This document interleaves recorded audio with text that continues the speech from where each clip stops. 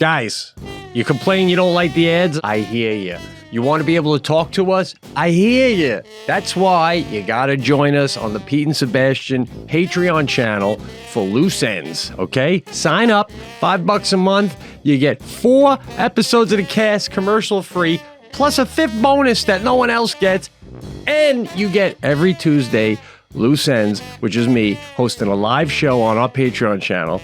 Often Sebastian joins. I know for a fact he's going to join tonight. We're doing a Loose Ends. That's every Tuesday, hour and a half. DJ Lou comes on. We talk about our favorite songs. We take live calls from so many guests, and you never know what's going to happen. So you want to have some more fun with us? That is the place to be. See you Tuesday on Loose Ends.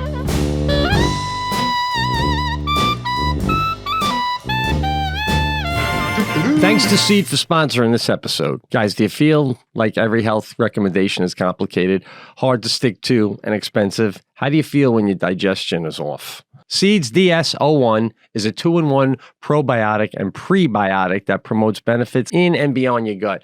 DS-01 is formulated with 24 clinically scientifically studied strains to support whole body benefits, including gut health, skin health, heart health, immune health, gut barrier integrity, gut microbiome balance, and micronutrient synthesis in just 2 capsules. Mind blown. I'll be honest, guys. Your body's going to feel great with this stuff, and the vial that it comes with makes it so easy to bring along on the road. I can't wait to get started with this stuff. I'm telling you. They sent it to me.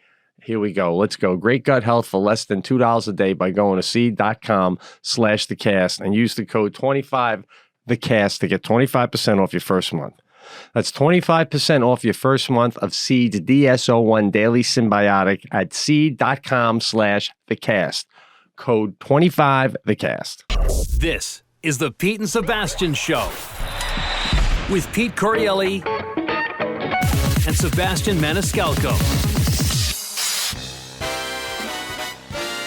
Welcome back to the Pete and Sebastian Show. Sebastian Maniscalco, Pete Correale. Coming to you today. Where we at? Where we at over there? Well, what's up with you, man? How's it going? First day of school. I told you that last podcast. Yeah. We had ours the day before yours. So, how do you feel first day back of school as a parent? Do you feel the house emptier? What's the general feeling when the child goes back to school amongst the house? I feel like my job, my production's gonna increase immediately. Like, it's great. I mean, I love my kid, and every time the summer comes, I'm like so excited to spend time with her. But then I remember, oh my God, she's around all the time in the summer, you know? And like, even though she can do her own stuff now, make her own lunch, you know, it's a ring on the counter from the pickle juice, there's this, there's that. It's always like you're following in the wake of it all, or, you know, what are you doing, Dad? And again, love the kid, but now back to school, boom, as soon as she's gone, you got like 6-7 hours to get on it, you know? Which goes by like that. When they go back. That? Oh, it's amazing, bro. I mean, I'm looking at the time now. It's 11:45 almost. I got to go pick them up at 3, which means I got to leave here at 2:30. But I have to tell you today what I saw at school. And my son, by the way, is one of these kids where if he'll fall down and hit his head, I go, and it looked pretty bad. I go, you okay? Yeah, no, Dad, I'm fine. Like, he doesn't want to indicate to you that he's hurt, right? Which is a good and bad thing, because if he's masking it and there's really something wrong, then there's a problem. But I like the fact that he doesn't go to crying right away. Absolutely. Where he goes to crying is in unfamiliar situations like school, first day. He's got to feel it out, right? So when we were taking him to class, I noticed he was holding back tears, right? He took his hand and did one of these hard wipes on the eye just to get it all, you know, one swoop. Yeah. And I saw it. I saw that, and I was like, what a man. What a man. Yeah. You know, Right. just keeping it in, right? You know what that Dealing with was the right there? adversity. That's a Vietnam cry. When you're in Vietnam and one of your troops goes down and you don't have time to really mourn because you're just like, gonna miss Joe. And that's it. That's what it was. That's a Vietnam cry. That's a war cry right there. I have all the respect in the world for that. Kid's got a lot of manly aspects at a young age. What grade was he going into though? Kindergarten.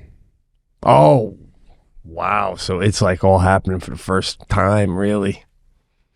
Yeah, This is like the first it's a big one. move. Kindergarten. Seraphia took her to class. She slipped in like she was teaching the damn thing. It was basically, thank you, Daddy, goodbye. I got to get to work. You know, she was excited to get homework. But, oh, geez, Sadie said, we're literally in the middle of our vacation, and I only bring this part up, as I told you, especially for my family, goddamn pricey vacation, and she goes, I kind of miss school. What the fuck? In the middle of a vacation? You're telling me that you're looking forward to school? You say that at the airport, flying out, you know? But I can't say I was ever halfway through my summer at 11 years old looking over at my brother or sister going, can't wait to get back to school. What? Bro. You know? I looked at school as, oh God, I gotta go back there. This is the type of student I had. I had flashes of this today, just kind of being in a classroom. I was the type of student where you ever get to class and everybody's taking out like an assignment that's due. Like I would get to class, right? I'm looking around, I'm like, what the fuck? And people are taking out like what do they used to call those things? Over the you put it over a crib. What is it? Carousel. Mobile. Okay. Right? All right. Yeah. Yeah, so I'd be sitting down and people are whipping out mobiles. And I don't got one. Right? And I'd have to lean over and go, what's that? Is that due today? And they go, yeah, and I don't have it. Like I would always be the kid that would be looking around the room, going, "Holy shit, there's a test today!" Like, right.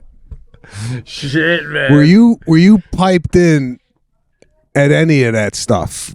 Did you cheat off tests? I mean, I've been known to write some answers on my palm. I mean, were you that type of guy? Yeah, well, I mean, oh yeah, but you know, it's funny, you do that and then you end up learning it, knowing it because you wrote it on your hand sometimes, but more in college, but in high school I could still, and I know you noticed too, even if I never studied, I was smarter than half these fucking hiccups, you know what I'm saying? Like, you know. You know, I'm never gonna be in the fucking honor society, but I'm gonna. That slug, forget it. I got him beat. We had one kid. He was so crazy. Come on, bro. You can't burn past hiccups. All right. Is hiccup a term that you've used to describe dumb shits in the past, or is that something you just came up with on the fly? Just riffed it on the fly right there. Yeah. I'm stealing that. Isn't that what they all are? Half these, you know, you're just a hiccup. You're just, you know, you'll get out of my way. I'm like, I gotta. So my dad had a great line. He used to say, Peter's books were his car keys in high school. That's it. That's all I ever brought home with the car keys. Because I knew, you know, could wing it enough. But I liked the social aspect of school, you know, like in the locker, hey, you doing, going to the thing later, blah, blah, blah. You know, I just didn't like. So. Okay. Now, this is the type of student I was. I never was a backpack guy. Now I got a fucking backpack at 51. But when I was in junior high and high school, I'm like, fucking backpack's weak. It's like a sap, Yeah. right? Yeah. Yeah. It's ridiculous. What do you study? Fucking. It didn't look it wrinkled my shirts. Fuck that, right? So right. this is my move. We had 8 periods in the day. I went back to my locker, regardless of where my classroom was. I went back to my locker each period to get the book for that class, so I could walk in the room with just the book in my hand. You know, like I didn't have like a lot. You see those kids that have a lot of book or a bunch of. I had one book I came in with just for that class, and then I would return it back to the locker and then go get the other book. Just the fact that I'd look cool walking in the fucking hallway with one item. You come across to me as the kind of guy that was always sliding in on the bell, like ding, and you're coming through the doorway with your one book. I love it though. You're basically saying, isn't that what the lock is for? You fucking guys are getting a hernia carrying around your economics book into art class one at a time. I dig it. That meant being cool meant everything, bro. I mean, it's all. I couldn't see past high school. I used to tell chicks I'd probably be dead by 25, and then I do a back away, and then I do a back away because like that's how I live, man. Who knows how it's gonna play itself out? Fucking dumb. I remember literally telling my parents once, maybe college isn't for me. Oh, wow. You were that guy? You're fucking working at a gas station? That's it, right? Regular unleaded?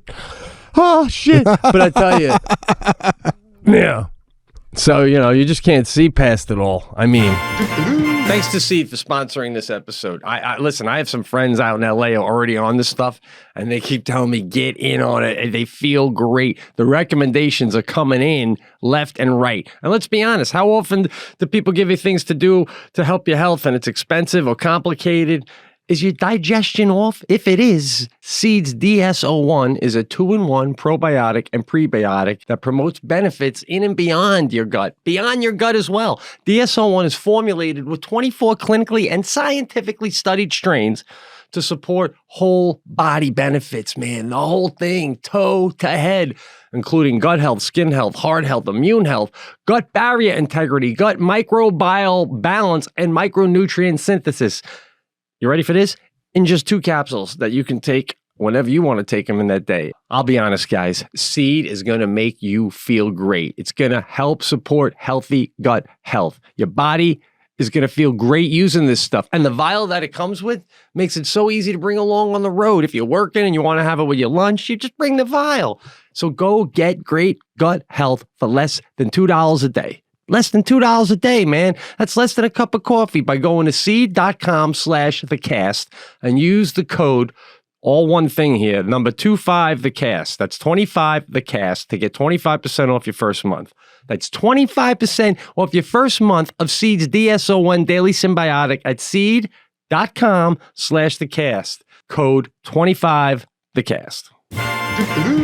I don't know, but what would you do if your kids come to you and they got a path that's nothing like what if Caruso came to you and said, Dad, I just want to go out to Colorado and work on river rafts and just be a guide. That's it, Dad. And just, hike with my free time. I don't need a lot of money. I just don't need any of this, man.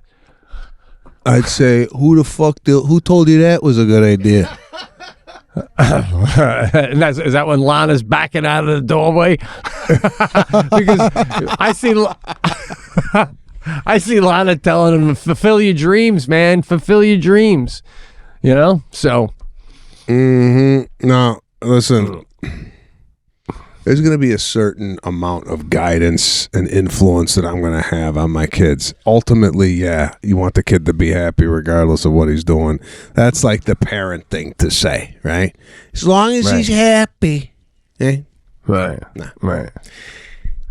As long as he's happy means you failed somewhere along the line of parenting, right? I feel like that's the out. When you lost complete control of your child and you got no say in anything, as long as he's happy or she's happy. No, listen, Yeah. If there is anything out of the ordinary, I'm gonna have to say something about it, man. Come on. Yeah. If Sadie comes to you and go, listen, down the street, they gotta, you could, be, I don't know. You could be the manager of the pool at the park district. Fuck, come on. Yeah. Oh yeah. We already tell her like jobs that she's not doing. And I don't want to say anything out loud. Yeah, well, we give us some of those jobs. What are some of the jobs? She's not teaching. You're not teaching. You're not teaching. All right. And there's nothing against teaching, but like, I want you to, go for big. I tell her, man, I really want her by the time she's like 28 to 30 years old. I want to meet her at the entrance to the White House, and she's got a clipboard, and she's like, come down, I'm going to show you around. We're going to have coffee with the president at about 1:30, but only for 15 minutes. He's busy. Like that level of shit, I keep pushing it towards CIA. Well, listen, those jobs would be definitely proud moments for a parent.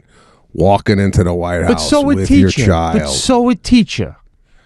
I'm not saying it wouldn't, but I had a vision yesterday watching a documentary of what I would like to experience as a proud parent. Now, I was watching the Hope Solo documentary, The Untold Story on Netflix. Hope Solo, if you don't know who she is arguably one of the best goalkeepers ever in the entire world, right? Very controversial. It's either between her or the other girl. Nobody. She's the only one we know. Right? Yeah. She's a rebel, though, right? Isn't she like a rebel? Like, plays by her own rules. Tough upbringing. Father was a little living on the fringe of society. Fought for equal pay, took on the U.S. Soccer Federation, what have you. But there's a moment in this documentary where Hope Solo wins the World Cup and everybody rushes the field, right? And they show the parents, this, that, and the other thing. I want to feel as a parent, selfishly, in the stands at the Olympics. Serafina's doing the floor routine, and she does the thing. That I want to be in the stand doing something where, like, I can just believe it. She did it. Right. Selfishly, I want to feel that as I'm living hugging Lana. Yeah, hugging Lana, fucking Caruso's like, can you believe it, Dad? I'm fucking, and then you're gonna score next year when you go to whatever. Something about sports and parenting I want to experience before I die. Now, can you experience that elation if your kid is a teacher or what have you, just kind of like a 9-to-5 job? Yeah, I'm sure, if she's the best teacher in the school and the kids admire her, yeah, I'm sure you'd be a proud parent. But I gotta tell you, bro, I want to be running out on the field at Notre Dame celebrating the NCAA championship with Caruso on the winning touchdown. Yeah. Don't we all? And it's not even, like you said, it's not even that like being anything else isn't impressive. It is. It's a matter of when you're old and gray, and I don't want to say nursing home, but when you're hanging out with older people and they go, what did your grandson do? And, regular jobs, the architect, it is, it that, and then you go, CIA, can't say much more. Boom. Oh, wow. You got the room. Bro. You got the room. Whoever's grandkid's doing the coolest thing has the room. Do you think the oath of the CIA Yeah. or FBI or what, any of those government organizations. Do you think Sadie has the relationship with you where if she's working for the CIA, she goes, Dad, listen, come here. I shut your phone off. Actually, take your battery out of your phone, leave it in this room. I want to go for a walk. Do you think she would say, listen, you and Mom are in severe danger right now. I'm not supposed to say anything. I've got myself into something. Or do you think she would not involve you? Do you think she would not tell you anything secretive about what she's doing, what she's planning? Oath of secrecy. Here, we got it right here. I will not discuss, listen to this. I will not discuss with or disclose to any person, regardless of his official position or status, any information relating directly or indirectly to CIA. Any information derived therefrom or the nature of the sources of such. So basically, they take an oath that they ain't saying shit to nobody. I am sorry. This would not be the job for me. I come on, bro. If they told you, if you're working for the CIA, listen, there is a terrorist cell living underneath one of the major sports arenas in the country, I'd come home and tell Lana, sit down. I gotta tell you something. Oh, all right. Wouldn't you be telling Jackie everything happening? Oh. If I was in the CIA, Yeah. I don't know how that works. I mean, I feel like I wouldn't, but then the minute Jackie's crying and is like, you don't share anything, I feel like, I don't know, you're either going to lose your marriage or come clean. So what do? You go, remember when I said I was bowling with the guys? I was in Beirut. I mean, so cool, bro. Do you think a woman would respect that? Like a lot of conversation revolving around a married couple stems from, how was your day today, babe? Right. And you can't say nothing. Just say it was great. There's no elaborate. Like, so how was work? We killed 4 operatives in a subway in Bangladesh. I mean, you can't say that. Right. No. But what if you're doing the best you can? Like, I want to ask you how Lana would react to this, right? If you were not what you do, right? But like you were a businessman, and when you say you go, and then one day you come clean to her and you're like, here's the deal. I'm a CIA operative and I go on these operations where we eliminate problems. So like when I'm telling you I'm in Argentina for business, I was actually in Beirut murdering somebody, like with my team.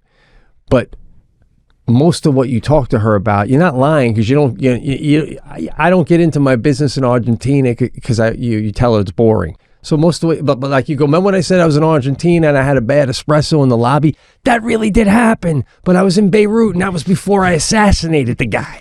So a lot of what I'm telling you is true, and all the moments we had together were real, baby. Those are real, and I do love you, but we got a pack now and I'm really in the CIA. Don't you think she'd be mad at you at first for the betrayal, but also instantly find you like abundantly more attractive? Right? Like, before we pack, I need to bang you and then we'll pack. That's just so cool. And then on top of that, you go, and if you don't believe me, and then you show her just a fucking U.S., a government official fucking gun with a roll-on sniper. I mean, silencer. That would just, like, don't you wish you could do that? Like, I wish I could just turn to Jackie and be like, put down your steak. We got to go right now. We got to go right now, baby. I'll tell you everything in the car. Man, that's there cool. would be definitely some weird, screwed up to say. Listen, God, it'd be so cool to lean over to Lana while we're out in public at a dinner and go, it's all been a lie.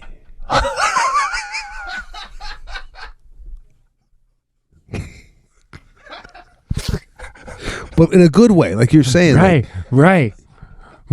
I'm like, I love you so much, I'm coming clean. And people are coming after us like right now, some Born Identity shit, and we got to run. Right? I want to take it outside of that for a second because we're doing what ifs. What do you think? Do you think it would affect your relationship if you were to say to Lana early on in my career in LA, I was depressed after a show one night and I just went for a long walk.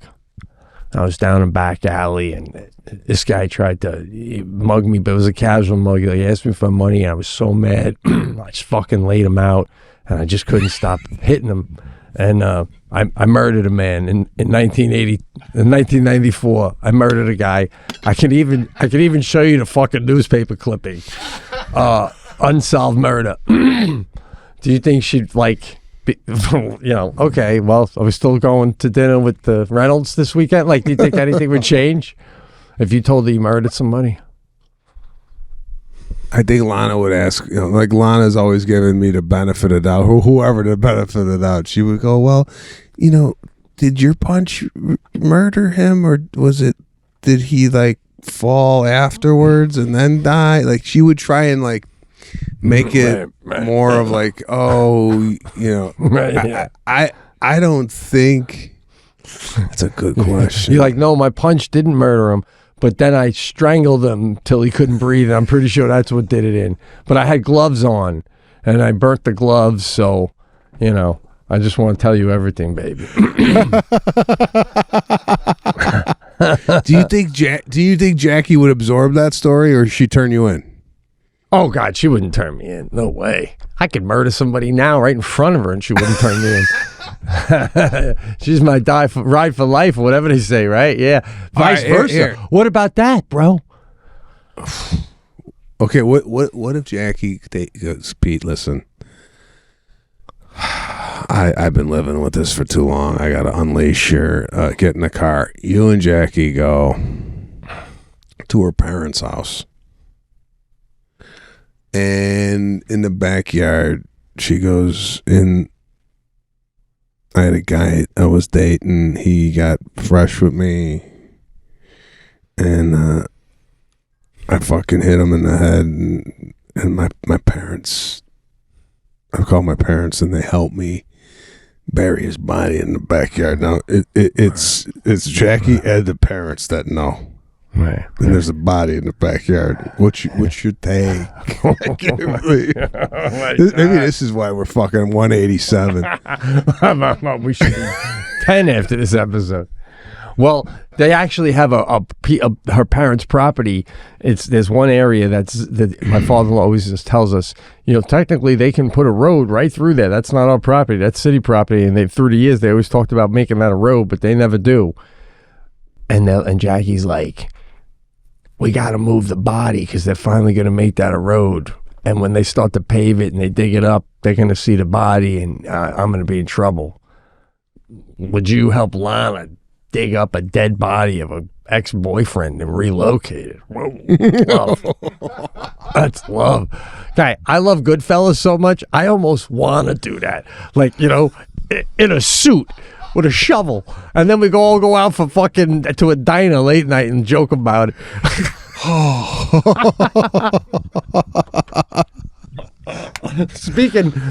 Speaking of this kind of what we're talking about, our wives and behavior, I meant to tell you the story, bro. We had a little mini parade in town, which is, I told you about that, right? So I never told you this. Jackie's coming. She was at the college. And she's coming out of the college, which is right about around the bend from us. And me, her, and Sadie are going to go someplace, and we're waiting for her to get to us.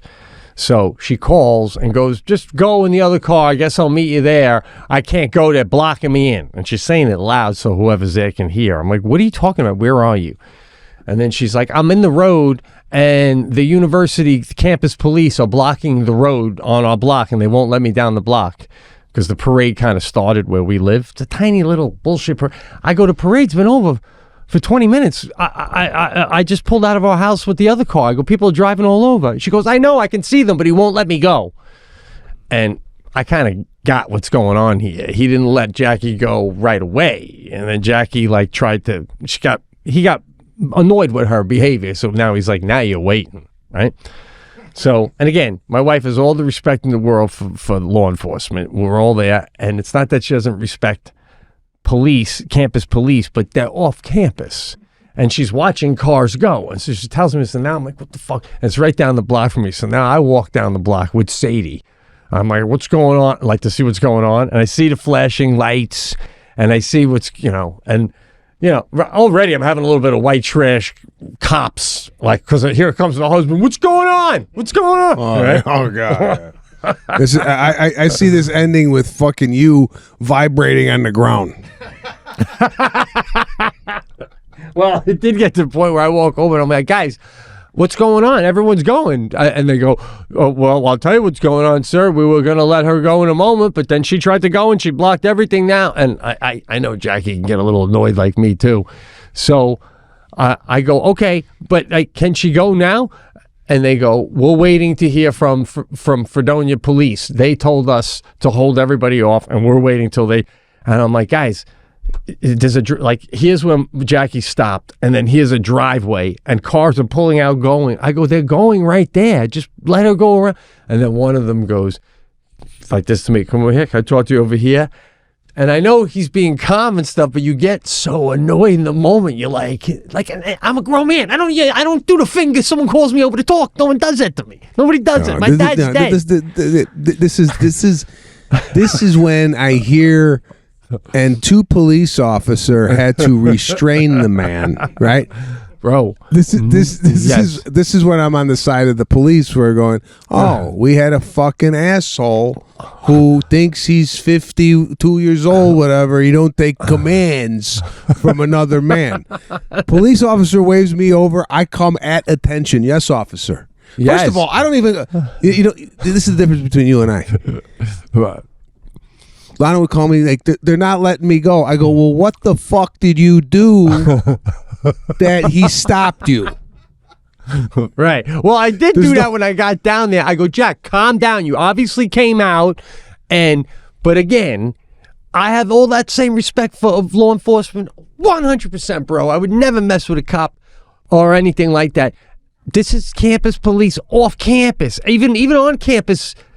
This guy has all my respect, and like I do anything he says, but I'm looking out of his jurisdiction, right? And I just want to get going. One of these guys? Out of your jurisdiction. Respect what do you one of these guys that when they get pulled over, they crack the window and go, my rights, I'm not giving you. Fuck you. Pull you right out of the car. You ever see these? Listen. You ever see these guys with the reciting the rights and you can't ask for my license because under code 60. Goodbye. Right out of the car. I want your badge number. I want your badge number right now, and I want to talk to your superior. I should talk to my superior. Listen, my superior is my gun. Okay, so but all right. My thing though is this is why I brought it up though. He said the Fredonia police asked us to do this. Now my thing is, can a cop tell anybody, any civilian, I mean, I know this is campus college police, so it's not any civilian, but can a cop just automatically tell anybody, like, deputize you in the moment, be like, park your car, you hold traffic, and when we get back, we'll let him go. And then if I don't listen, like, if I buzzed around the campus police, he can't arrest me off campus. But can he arrest me because he's saying the cop gave him an assignment? I think if you go around them and you don't listen to them, we got air support. The air support. This guy. Listen, on your car. Listen, you deal with bong hits in dormitories, guy, all right? Let me through with the rue, and we're going to be all good, okay? That's what's going on here. And I'm not trying to be disrespectful, but it's like, it's the same thing with the stealing the books from the resort. If there's 20 of you that are going around the cop and he's got no control, then you got a bunch of congestion. That's But a no, great because bit. you think you're important, you got to go around. You don't listen to nobody, and he's off campus, and he's like, "Get the fuck out of here!" Hey, thank God there's only one of me. One asshole per town. One asshole. Listen, seriously, University Police too. I have all respect in the world for you guys, and we're just busting chops you don't. because I'm doing it. I do. I really do, bro, because at the end of the day, my daughter's be in college someday, and some fucking psycho pulls out a gun, and they're going to be right there to take the bullet and save my kid, so I get it. But move to Cone when we're off the campus. Just move to Cone and let my wife through with the roo. I got to get to Tops. I think, too, getting back to Caruso shedding that one Vietnam tear, as I called it. Yeah. If he's anything like Dad, you were such a mama's boy. Maybe there was a part of him, too, starting kindergarten where he's like, I'm never going to be spending quite as much time with my mom ever again as we just had a great 5-year run. Oh, I remember those early years. It was just me and it seemed like just me and my mom, just like there's, just home. And then you're gone to school. It's like never quite the same. So had a good run. Maybe he was reflecting on the last 5 years of his life, and we're like, you know what? It's been an amazing run, but now it's time. It's time to kick it in gear with the sports and the after-school activities and what have you. I was talking to let some of the ladies see this hair. That's what he's thinking. You're talking a lot about what? Well, I was talking to, actually, what the fuck was I going to say now? Serafina, was I talking to? Or Lana? Oh, here it is. This is it. So, Serafina wanted to quit piano. Want to go anymore. Mm-hmm. She's good, though. We think she's good, and, not Sadie by any means, but she's good. She likes, the recitals, she's good. She sings and whatever. So we're listening to some music, and maybe this could be a great loose ends, but I have a couple songs that I think would make a great duet, me and Serafina, right? Mm-hmm. Mm-hmm. What's your take on this? I told Serafina, I said, what would be great is you and I doing a duet at the next recital and not telling Mommy or Caruso about it.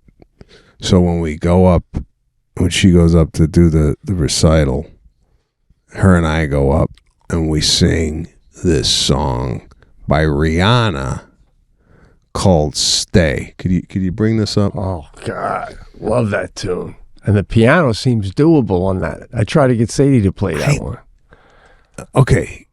Do you think, based on the piano we're about to hear, that in the world of music, is this easy, average, or difficult to learn? Just play a little bit of Stay. Okay, here we go.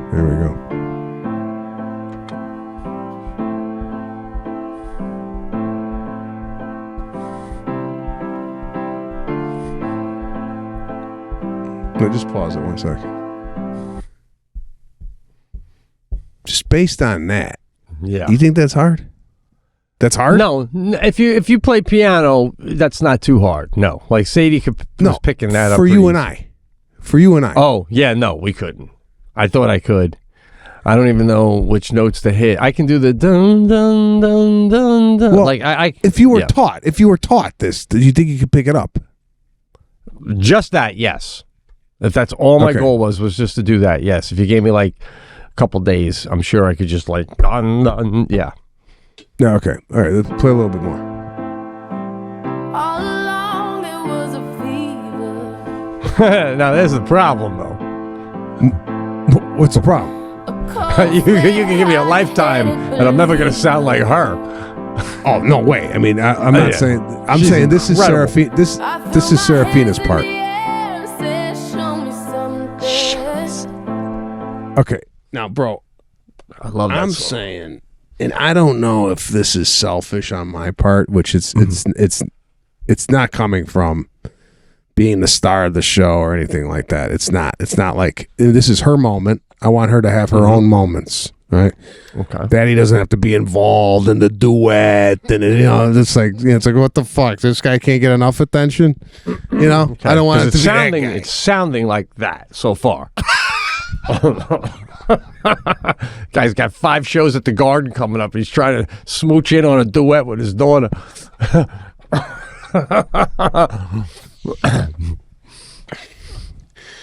But all right, what's your reason? Look like that. It could look like that. Yeah. But my thing is doing this for mommy. I just like it's like a moment. Like if mommy and her went up there and did a duet, I'd be like, holy shit! When did you guys? Oh, we had a practice when you were out of the house and this and that and the other thing. Dig that. It'd be more for the family than for like, oh, look at this fucking chooch. Even if it was, we learned it on our own and played it for, because that's it. This is my problem, and I got to lean on you here because I don't have a daughter at this level of any instrument. If there was a piano at the lodge that you guys went to on vacation, and it was just sitting there, would you be prone to go play something, Bro? So fun. Not only would be prone, we make her. So like, first of all, we get to the lodge, they have theirs locked, so we don't bother. But when we went to Glacier National Park, it's a great story you remind me of. We go there, they have a big lodge in Glacier. So after we hike, we go in there, get a cup of coffee. They have like gift shop, and they got a big piano and this big it's a landmark hotel, and they have a piano, and there's a girl, a guest, playing it, and a bunch of people sitting around with their coffee waiting to go hike or coming back. And she was good, but she was like high school, maybe even college. And we got our coffee, and now we're getting ready to leave. And of course, me and Jackie are like, Sadie, we're playing. You'll wait until she's done. You're fucking playing. So Sadie's like, all right, I just got I'm like, Sadie, you're playing. And Jackie's like, think of what you want to play, because when you go up there, you just got to start playing. You can't be like, day. So finally, the girl's done. And again, I can't say it enough. This girl was good. We were like, oh, great job, And then we're telling her how to do it too. Like, you don't just run up there, just kind of casually, like, and then she sits down, she gives it 2 tinkles. And then and she starts going into it. And even the girl who played first, who, again, was better. She's older and was better. But she did do the turnaround. And everybody looked back over. Because when the first girl finished, the whole fucking lobby clapped. Even people checking in were looking like that. And the lobby was packed with a lot of moving parts. So now Sadie's playing. And you could tell people were giving that look. It's a casual piano in the middle of the lobby. It's not like a cabaret room, but everyone's got that underlining. Don't sit down unless you know what the fuck you're doing. All right.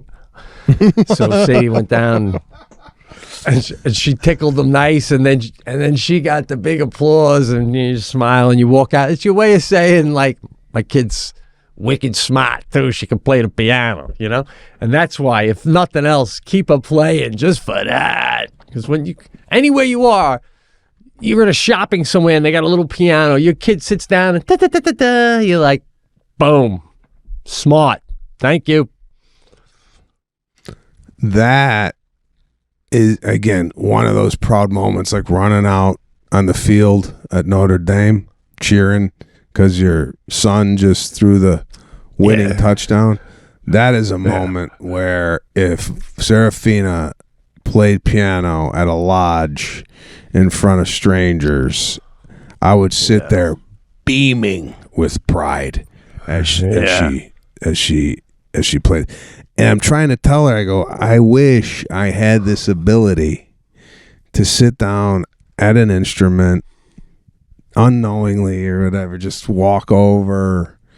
The best is going over to the piano and nobody even knows you're going over there, and then just hearing a little dee dee dee dee. And you're like, ooh, what the hell's going on over here? And then now I'm gonna flip it around, right? Yeah. It's a lounge. There's a band about to play in a couple hours, but the microphone's up there, right? People are drinking and whatnot.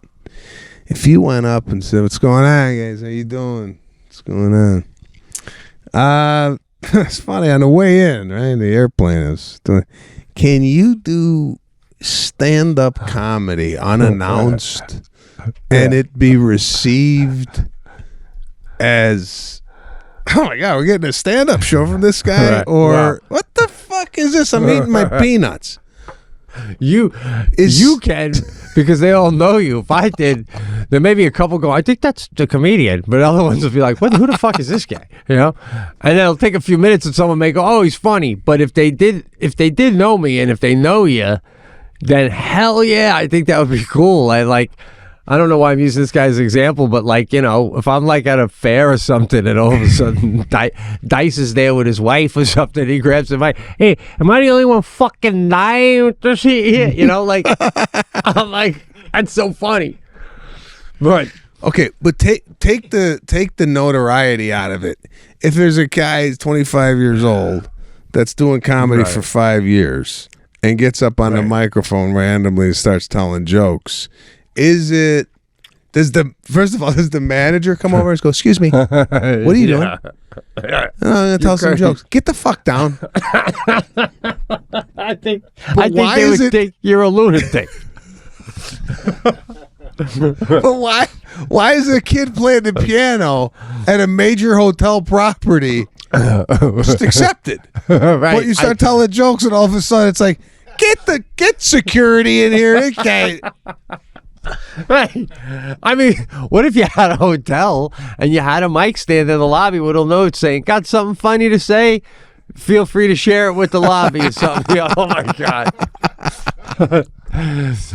It's just not the same, man. And what about this too? What blows me away, because I've seen that in places where someone randomly in hotels or something sits down and plays the piano. Or I remember I was on a tour, one of those Canadian tours where you go across the whole country for a month with right? And I remember being in a hotel lobby, and this one comedian from Canada who I thought was this guy's like my competition. He's pretty funny. And then one night we're hanging out, and he just goes over to the piano bar and starts playing, and I'm like, he's officially better than me. Just cool. Just cooler. That's just well-rounded, sophisticated, and you ever have someone play that you wouldn't expect it? If you sat down and started playing a piano, I mean, half the room's already got you pegged as a mechanic. And now all of a sudden you sit down in the Four Seasons and you're playing Beethoven. What the fuck is going on? Oh, I'm gonna make it my life's goal to learn one song on the piano. I need a go-to, bro. I think if you just learn one song, and even if you played a 30 seconds of it, I think all of a sudden your stock goes up in the room. Whether you're at a party, at a lobby, or whatever, you go, "Holy shit, did you hear Pete plays piano too?" It's like, but don't you think by the time you learn, it would take me so long to learn the song. I'd hate it. I'd be so sick of the song by the time I learned it.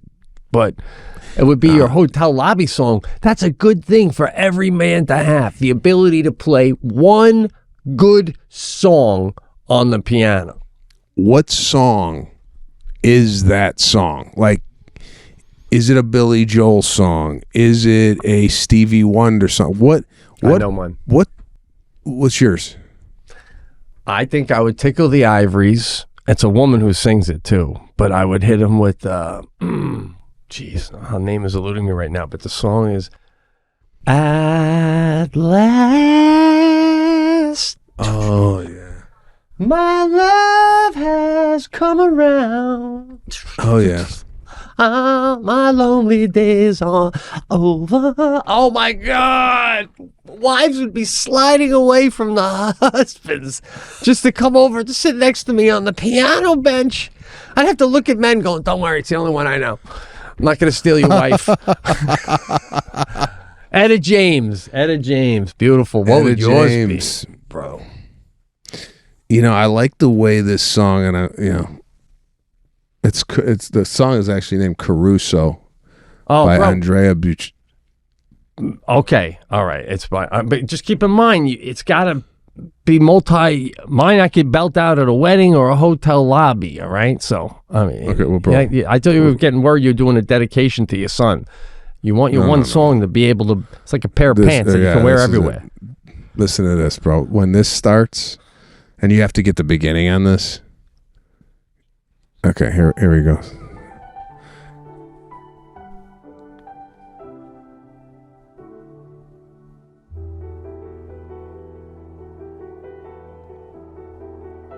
Come on. Oh my God, bro. Bro, Bro, if you learn to... Are you going to sing too? Bro, if I broke out with the piano and not only singing, but singing in Italian? Bro. Oh my God. Pause it. I'm sorry. Just the feeling I'm getting listening to this and where this is going, I almost want to dedicate a large portion of my life to learning that song. Not only singing it in tune, but singing it in Italian. And this is the topper. You're in Las Vegas at the Wynn Hotel. Doing my show, and I tell the crowd, guys, before I leave to you for tonight, love to play your song, and I break into that. Come on, It's yeah, no, that's okay. I don't know. I don't know what I could say. It would be unbelievable. That's I have to listen to this stuff now. I don't listen to him. I feel like Andy Garcia. Sips an espresso every night in a chair, just listening to a little of this right here. This is like, do you listen to this on a regular basis at home? This is beautiful. I listened to this 2 weeks ago, outside having a cup of coffee in the morning. I put this on in the background, and I gotta tell you, man, it transported me to the Amalfi Coast. I played a little bit more, just a tad more to give him a full scope of what I'm talking about.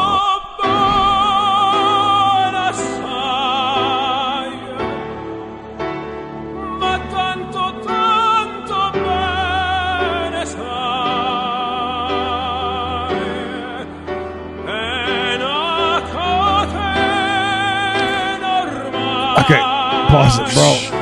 I don't know what more you need. Well, I mean, bro, I'm even thinking of playing that at Serafina's recital without Serafina. Fuck it, give me the spot.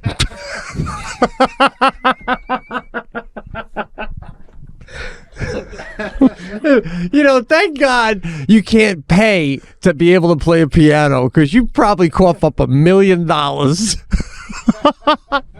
You would. Just if they could inject you with something so now you can play piano. Oh my God. Can you imagine? I mean, dude, you don't even need to, if you could just play that without even singing it, if you could ever master that song, if I die before you, which based on the aging process going on in front of us, it looks like I will, you have permission. I want you to play that at my funeral, all right? Don't even try to sing it, just embarrass everybody, but just play it. That would be nice, all right? Do you want me to play it as people walk in? Like, they walk in, your casket, open casket, I'm in the corner, I'm the piano, just tickling the ivories, or people are milling around. Oh, he's such a great guy, wasn't he? Yeah, unbelievable. It's a shame that this happened, and all of a sudden, Te voglio bene, sai. I love you thinking, but I'm not really concerned with what's playing, whether being seated. What I would like you to do, though, is go up to the priest and say, listen, I know Pete very well, blah, blah, blah, and he told me to tell you that nobody's going to want to sit through too much of you because you really didn't know him. So we're going to shorten you, and then I'm going to hop on the piano and wrap this up with a little Bocelli. And then right when there's only about maybe 1 minute left in your song, people will start to rise and head out. So they're leaving, looking back at the casket and just seeing you behind the casket, wailing away on Bocelli. That's it. That's the last thing. And then my brother will come back over to you and you both walk out together. Just put the casket down. Boom. By the way, nothing in there anyway. It's symbolic. I'm already ash. But yeah, that would be nice, bro. See, but you're never gonna learn that. Even my at last is easy. It's like not even really a piano song. I'm riffing it anyway. You're not gonna learn that. That's crazy hard. I'm gonna learn it. I'm gonna do it. I got a piano app that I got a piano app on my phone. I was gonna learn how to play the piano because Serafina, but that was short lived. But now that I have this new invigorated, hold on, piano. Maybe I stopped. If I had the ability, like lightning hit me, and I could play one thing, it would truly be "Eruption" by Eddie Van Halen on guitar. I mean, we can't play it. It's 13 minutes long. He puts his freaking cigarette lit in the neck of the guitar. It's the coolest thing you'll ever see in music. All right, put this on. It's the live version. And you probably do a fast forward because it starts out slow. With Sammy Hagar is usually the one you're going to come up with. Let's see. Can you imagine you bring your parents into the garage? Hi, what's been going on with the guitar, son? You making any progress? Watch this, Dad. You could do. So now this is the one. My favorite part of the show. It's my favorite part of the whole evening. We've been on tour since March, and I have no better time anytime than right now, because I get to go sit down, have myself a nice cold one, and listen to the greatest rock and roll guitar player in the world, Mr. Eddie Van Halen.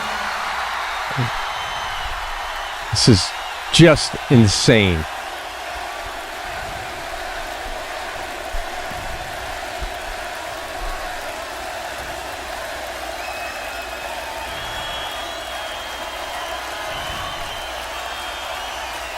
And he keeps flipping his guitar chip into the crowd as he plays. Look at this. Here we go.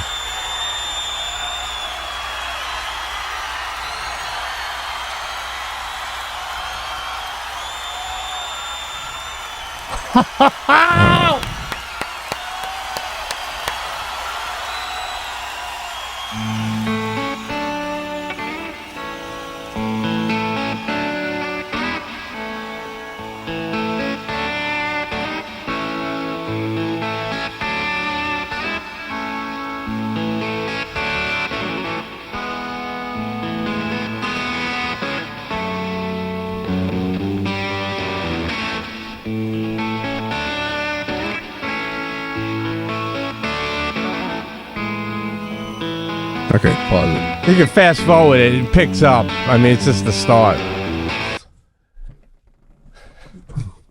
Anyway. So listen. What's your take?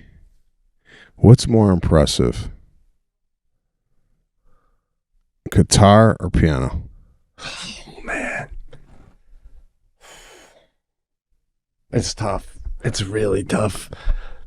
I mean, when I hear that, like I said, halfway through, you see he keeps the cigarette there, but then I hear Billy Joel just like, do you ever see Billy Joel doing, when he does this one, Angry Young Man, he's just banging away with two fingers? It's like insane, man. What about you? What do you think's cool? I just watched him. I was watching his face. I was watching the cigarette and like the whole thing. It's like a whole vibe, right? He sits down. He just got 18,000 people like just there with him, right? And I feel like it's difficult to fight that, like this, yeah, all that. I feel like it's this. I felt like they should have came up with an easier way to play the guitar, like with all this finger shit, right? It's insane. It's insane. I know. I truly agree. It hurts, bro. It hurts. Doesn't it hurt? Right. Well, I mean, I can't even hold it right. I can't get my arm around it. I'm like, what the? I know. Every time I've ever played the guitar, it just felt like I got the wrong size. Yeah. And then, like, I get frustrated after a few minutes, and I just go, vroom, vroom, vroom, vroom, vroom. I'm like, fuck it, I'm done. I don't got the time. You got to lock yourself in a room. Give up your childhood. They gave up their childhood. Yeah, this guy had no childhood, bro. Yeah. But anyway, listen. Wow. That's a wrap here at the Pete and Sebastian show. Absolutely. I mean, Pure entertainment. well, I don't know how many times we're going to say that. Nobody else says that after their show, by the way. No one ends their podcast going, this is the best thing on the internet. Pure entertainment, comedy gold. This is an album. Nobody else says that, right? Because and they're number one. Else, they're all wrong, though. That's my point. They don't say it because they're not doing it, man. Those who know, know. Listen, does Whitney end with... for listening. Does Whitney end with, you just listen to the best thing you're going to listen to all year? No. Boy. No. Bro, listen. It doesn't change the fact that that's the case. And let me say now, because you always say it, we thank you all for tuning in, man. Don't forget to head on over to Patreon. You get an extra show. You get all these shows a day early with no commercials. You get Loose Ends live once a week. And every Friday, the last Friday of the month, I'm going to come to your house and cook your breakfast. All right? All for $5. Oh, shit. Holy shit. All right, man. We'll see you next week. Tune in to the next episode every Tuesday. We'll talk.